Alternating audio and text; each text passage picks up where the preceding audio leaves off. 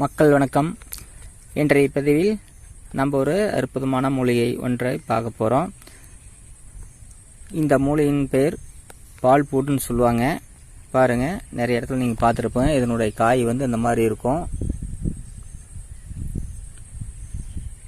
இது எல்லா இடங்களிலும் நம்ம எளிதாக கிடைக்கக்கூடிய ஒரு பொருள். இந்த நம்ம இலையை வந்து நம்ம குழந்தைகளுக்கு வந்துங்க அப்படியே பச்சையாகவே பொரிச்சு சாப்பிட சொல்லி கொடுக்கலாம்.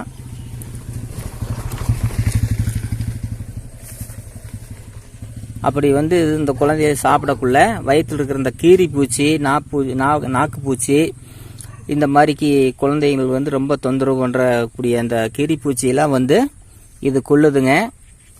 அது மட்டும் இல்லைங்க, குடலை வந்து நல்லா சுத்தப்படுத்துது. அதாவது மலம் இலக்கியாக இருக்குது. இதை சாப்பிடக்குள்ள நல்லா பேதிக்கு மாதிரி போகும், நல்லா நார்மலாக போகும். இந்த நிலவரப்பொடி எப்படி சாப்பிட்டா இதாக போகுதோ அந்த மாதிரி போகும். இதை வந்து நம்ம கீரையாக வணக்கியும் கொடுக்கலாம்.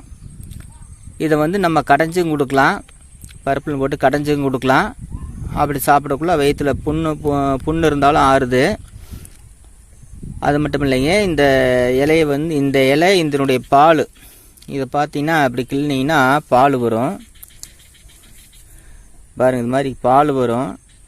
இந்த பாலை நம்ம இந்த சொறி சிறங்கு படுறதாமரை உள்ளவர்கள் இது மேலே வந்து நம்ம கசக்கி இந்த இலையை பால் விட்டு வந்தாங்கன்னா விரைவில் குணமாகும்.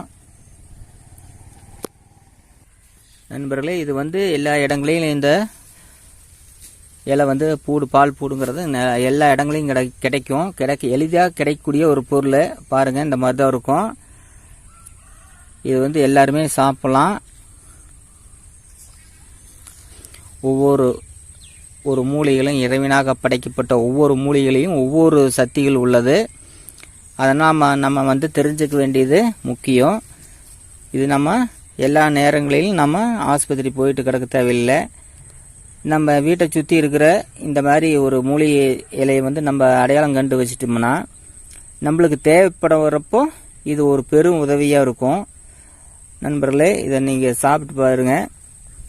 இதே போல் இன்னும் அடுத்தடுத்த பதிவில் இன்னும் நிறையா மூலிகைகளை பற்றி நம்ம போட இருக்கிறோம். நம்ம சேனலை பதிவு பண்ணி வச்சுக்கோங்க. அடுத்த பதிவில் பார்ப்போம். நன்றி, வணக்கம்.